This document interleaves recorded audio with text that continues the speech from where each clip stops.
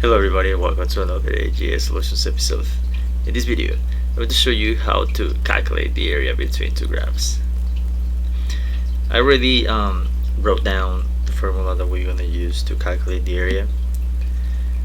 In order to do that, we have to consider if f of x and g of x are continuous in the same interval from a to b. And also we have to consider if g of x is less or equals to f of x for all x in the same interval from a to b. Then the area of the region bounded by the graph of f and g and the vertical lines x is equals to a and x is equals to b is represented by using this formula. Right? So down here I drew two graphs, one for y strips and the other one for x strips. If we using the y strips, we have to subtract the right graph minus the left graph. And for x strips, if we using x strips, we have to subtract the top graph minus the bottom graph. Right, and of course we don't forget your bounds. So for our y strips, we have to set our bounds in the y-axis, and for our x strips we have to set our bounds on the x-axis. Right, so let's do one example down here. Let's do this one. So y1 is going to be equals to sine of x, and y2 is going to be equals to x squared minus 2x on the closed interval from 0 to pi over 2. Alright, every time when we start solving a problem like this, we have to draw the graph first. Then we have to consider if we are going to use y strips or x strips based on these two graphs. Right, so let's draw the graph of our first example. So let's draw the graph of sine of x, which looks something like this. Right, this is going to be our y1 equals to sine of x. Alright, and now let's draw the graph of x squared minus 2x. So the graph of x squared minus 2x looks something like this. Alright, so this is the y2, which is equals to x squared minus 2x. Right, so the area that we're looking for is the area bounded by the two graphs, which is this area right here. Right, our bounds are from 0 to pi over 2. Right, so now that we drew our graph, we can see that we can use x strips, because on x strips we have to subtract the top minus the bottom. Right, so this case, in our first example, the bottom is going to be sine of x. I'm sorry, the top is going to be sine of x. This is going to be our top, and our bottom is going to be our x squared minus 2x. Right, so let's set our integral right here. So the area is equals to the integral from 0 to pi over 2. Right, and then it's going to be our top minus the bottom, which is going to be sine of x minus x squared minus 2x. Right, dx, because we are using x strips. Right, so let's distribute the negative sign inside the parentheses. Sine of x, so negative times positive is negative x squared, negative times negative is positive 2x.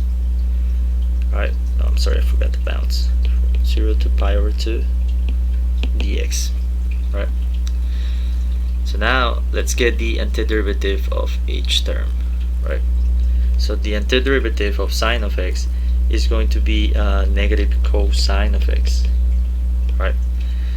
Then the antiderivative of x squared, in this case we have to use the reverse power rule. If you want to know about the reverse power rule, you can see my my last video where I explained the reverse power rule, and I also did some examples. So according to the reverse power rule, what we have to do here is add 1 to the power and then divide by the power plus 1. Plus, same thing with this, 2x, add 1 to the power and then divide by the power plus 1. Right, so let's simplify it. Cosine of x minus x cubed over 3 plus x squared, I'm sorry, 2x squared over 2. We cancel the 2's, then we have cosine of x minus x cubed over 3 plus x squared. Right, all these from 0 to pi over 2. Right, so negative cosine pi over 2 minus pi over 2 cubed over 3 plus pi over 2 squared minus negative cosine of 0 minus 0 cubed over 3 plus 0 squared. Right, which is going to be equals to negative cosine pi over 2 is going to be 0 minus pi over 2 cubed over 3 is going to be equals to, let me use my calculator, negative 1.2919 plus pi over 2 squared, which is going to be equals to 2.467. Then let's distribute the negative sign inside the parentheses, so negative times negative is positive, so cosine of 0 is equals to 1, and then the rest is 0, so we don't have to put it. It's going to be plus 1. Alright, which is going to be equals to 2.1751. So this is going to be the area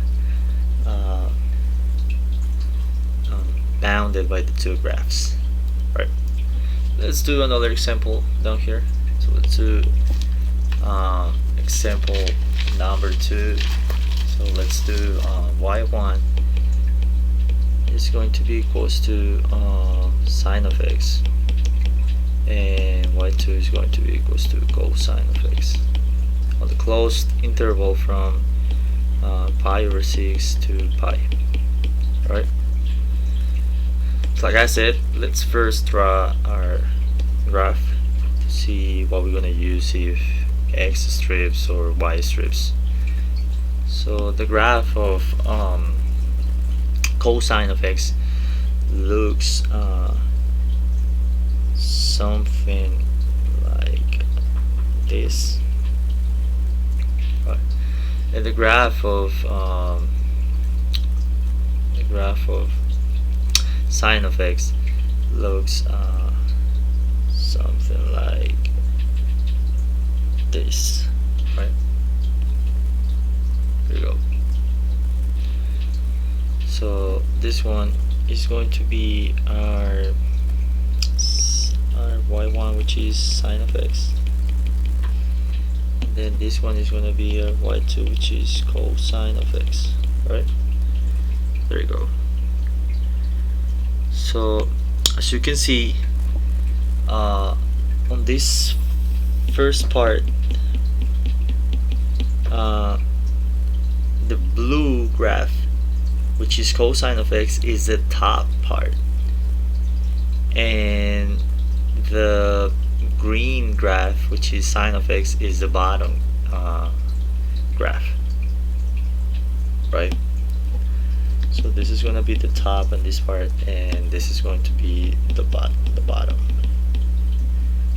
And then for this second part, the green graph is the top graph, and the blue one is the bottom one, right? So this is the top and this is the bottom. So therefore we have to split our integral into two parts. So the first one is going to be the blue graph is going to be the top minus the green graph, and the second one is going to be the top is going to be the green graph minus the bottom, which is going to be the blue graph, right? So let's set our integrals right here, right on the bottom. Oh, I forgot the bounds. So the bounds is from pi over 6, and then we have this intersection right here, which divides two areas, and which is going to be let me put the last one, which is pi. So it's from pi over 6 to pi. So let me draw the unit circle right here. So let me draw the unit circle right here, which is 0. Right here is pi, right? So right here we have pi over 6. So and then right here we have pi over 4, and right here we have pi over 3. So the next value after pi over 6 is going to be pi over 4. So therefore we're gonna our next intersection is going to be pi over 4, right? This is pi over 6, pi over 4, and then pi, right? So just like the interval says, it goes from pi over 6 to pi. So pi over 6 to pi, which includes pi over 4 in this case. Alright, so let's set our integrals down here. So the first one is going to be from pi over 6 to pi over 4, which is the area in red, which is going to be top minus bottom, right? So the top part is going to be our cosine of x minus the bottom part, which is going to be sine of x minus sine of x, alright? And dx plus the second part, which is going to be an integral from pi over 4 to pi, right? Then in this case the top part is going to be sine of x minus the bottom part, which is going to be cosine of x, alright? And then same thing, dx, because we're using x strips, right? So now that we already set up our integrals, now we're going to solve them. Alright, let me just distribute the negative sign inside the parentheses. So on the first one is going to be pi over 6 to pi over 4 cosine of x minus sine of x dx, right? Then plus second one is going to be from pi over 4 to pi, then it's going to be sine of x minus cosine of x, right? dx. Now let's get the antiderivative of the first one. So the first one is going to be so the antiderivative of cosine of x is going to be sine of x, right? So sine of x minus, so the antiderivative of sine of x is negative cosine of x, right? So all these from pi over 6 to pi over 4, right? let me distribute the negative sign inside the parentheses. So sine of x plus cosine of x, right? All these from pi over 6 to pi over 4, right? Then it's going to be, I'm sorry, I forgot to, we are taking care of this first part first, okay? We're gonna take care of this integral first, and then we're gonna take care of the other one, right? So, alright, let's keep going. So sine of x, pi over 4 plus cosine of pi over 4 minus sine pi over 6 plus cosine of pi over 6, okay? So let's take care of this one, which is going to be equals to, let me distribute the negative sign inside the parentheses, so which is going to be sine pi over 4 plus cosine pi over 4 minus sine pi over 6 minus cosine pi over 6. Alright, now let's calculate each of them. So the first one is going to be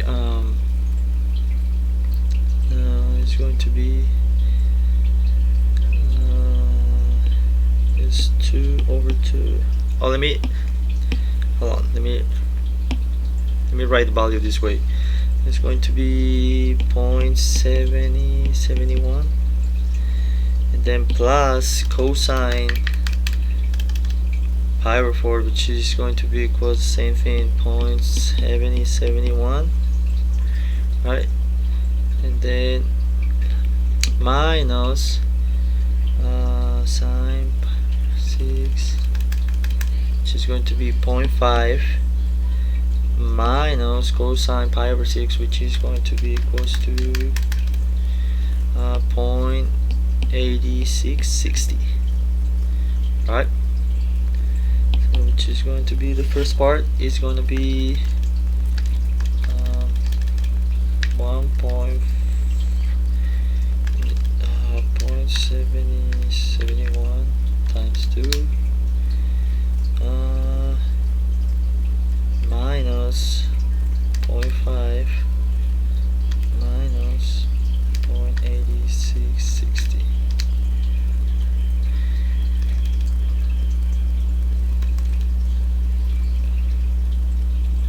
Alright, the first part, I'm sorry, let me do it one more time. I'm sorry.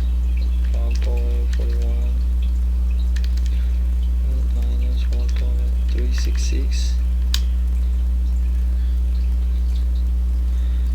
Alright, the first part, this part is going to be equals to 0.0482. So this is going to be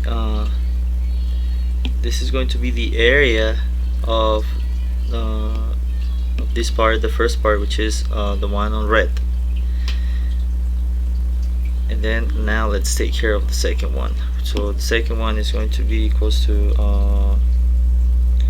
let me write in the interval right here, pi over 4 to pi sine of x minus cosine of x dx. Okay, alright, let's solve this. So the antiderivative of sine of x is negative cosine of x minus the antiderivative of sine of x, of cosine of x is sine of x. Right, so now we have this. So from pi over 4 to pi, which is going to be equals to negative cosine pi minus sine of pi minus negative cosine pi over 4 minus sine pi over 4, which is going to be equals to, so the second part, which is going to be equals to so a negative cosine of pi is going to be equals to 1. give me 1 second.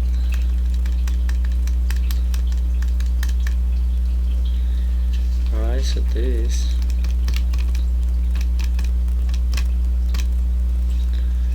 and then this one right here. Okay, negative 8, which is going to be equals to 1. Okay, so it's 1, and then negative pi of sine pi, which is going to be equals to 0, so minus 0.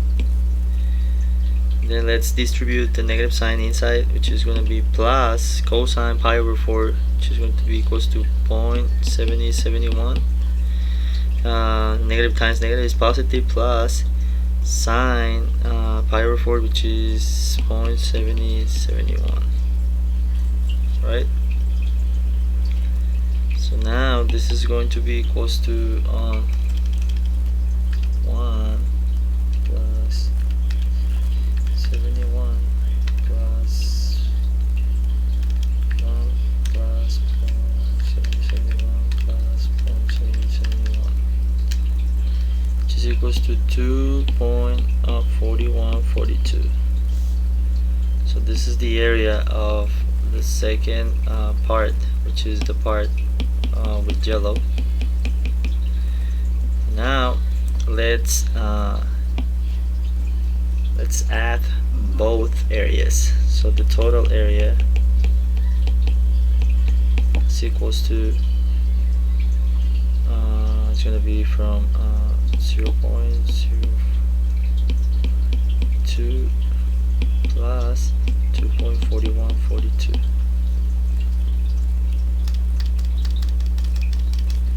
Alright, which is going to be 0.082 plus 2.4142,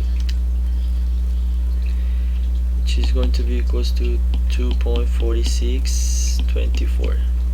This is the total area. I'm sorry guys. This is the total area. Okay. Now let's do another example, number 3.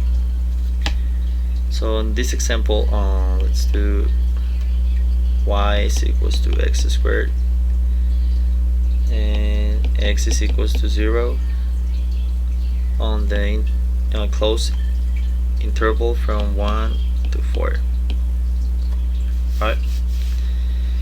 So the first thing that we have to do is let's draw a graph. Alright. So the graph of x squared looks something like this. Alright. And the graph of x is equals to 0 is just an asymptote, which is on the y-axis like this. So x is equals to 0 is just the vertical axis of the graph, right? So as you can see in here, we cannot use x strips because there is no another graph to subtract, like top minus bottom. In this case, we have to use y strips because we have to subtract the right graph minus the left one. So this is going to be our y equals to x squared, and our x is equals to 0 is just the vertical axis on the y-axis. So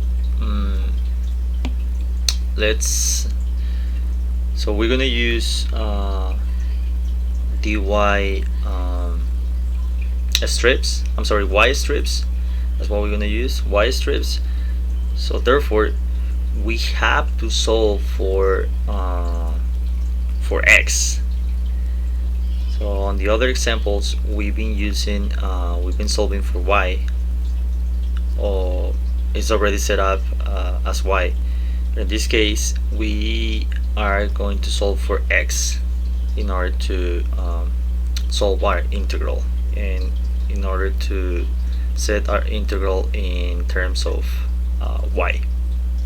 Alright, so x is equals to y squared, right? So which is going to be x is equals to y squared.